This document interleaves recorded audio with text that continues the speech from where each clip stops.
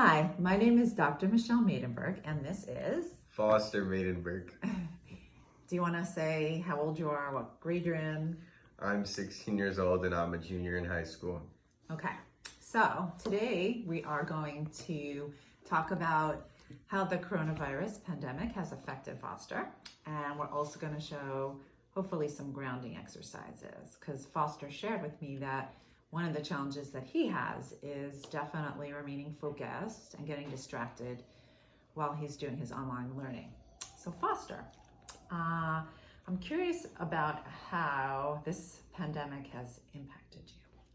Well, for starters, we're not in school anymore.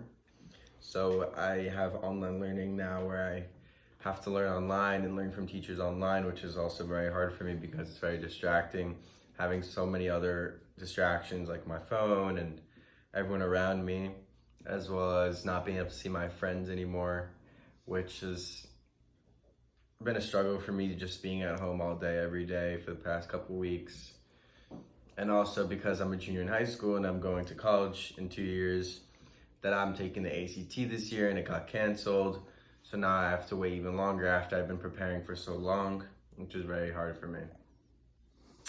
Yes, and also, not being able to go on college tours, right? They have the virtual ones, but they're not quite as, right? Not quite as compelling, I'm gonna say, right? Yeah. So what's the worst thing about this for you, would you say? I'd say not being in school. Yeah. Is probably the hardest thing for me. Yeah. Because I know you mentioned like really missing your friends, like not having that direct contact. And having only be able to speak to them virtually is very hard. Yeah, because we've been, practicing social distancing. And I've been a little relentless about it, right? So could you draw anything positive from this? I wouldn't say there's anything positive from it, but I think it's been helpful in kind of stopping our everyday life, being able to take a step back and just realize what's going on and engage in the world and what's around us instead of just doing every single day the same thing. Like taking a pause, taking a moment, right? Taking a break. Yeah. And it sounds like you have a lot of gratitude. I do. Yeah. Right? Like things that we take for granted, like we don't realize, like wanting to go to school. Did you ever think you'd want to go to school so badly, ever? No. Right? No. Because that's what I hear all the time. Everybody's like, I want to go to school. Yeah, I do want to go back. And you said that you miss your friends the most. Yeah. Yeah. And just being able to really see them. And I know even in the past when you used to go on FaceTime or, FaceTime and then also, doing group chats, now you want to see them. Yeah. Right?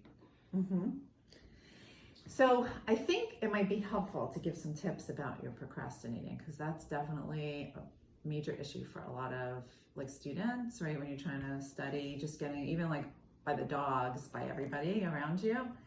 So is it okay if I show you some grounding exercises? Sure. To help you refocus?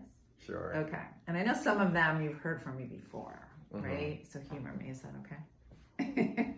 Okay. So one of the things we talked about, and we'll kind of move to the floor, if that's okay.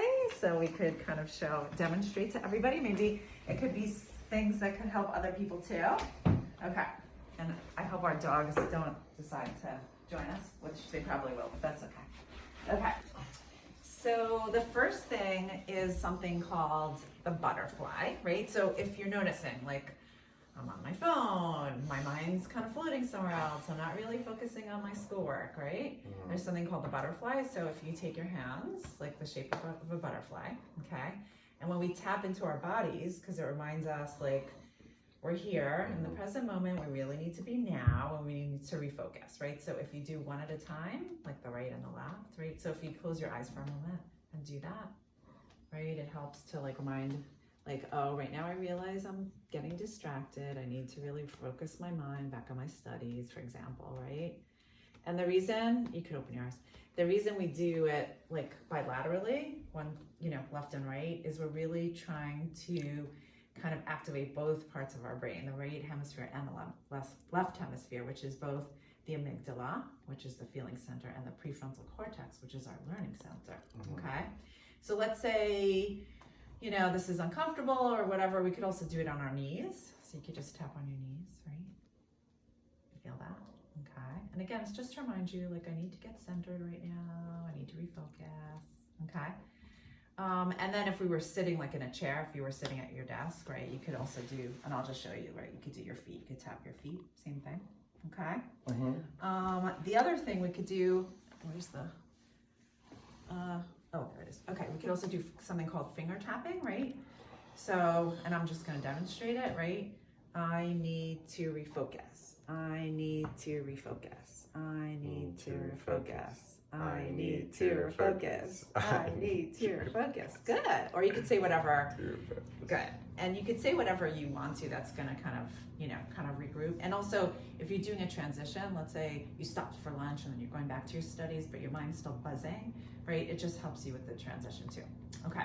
Third thing is you could take, so I'll give you this one. You could put that around your wrist, right? You could take any like scrunchie or rubber band or, you know, any kind of rubber band, right? And even just kind of, right, with that you could tap, right? So you could just like, right? So that just reminds you, hello, wake up, almost like wake up, time to refocus, sorry. Or you could even just squeeze, like here's a smaller one. So even if you just did this, right? So every time you find your mind kind of, gearing away from your studies, right? And you're like, this is significant to like getting me back to do my work, okay? Okay.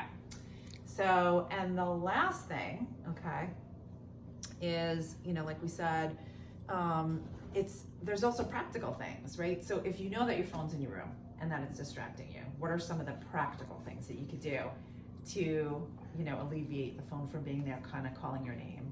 Maybe put it outside of my room, or okay, put it downstairs, or maybe even give it to a parent. Okay, so those are more practical things, right? Do you think any one of those things are easier to do? I'd say put it outside of my room. Okay, and do you think that you have enough discipline to do that? I think so, sometimes. Okay, so what happens when it's really intense? Like what do you think would be the best thing for you to do in that moment? Any specific one?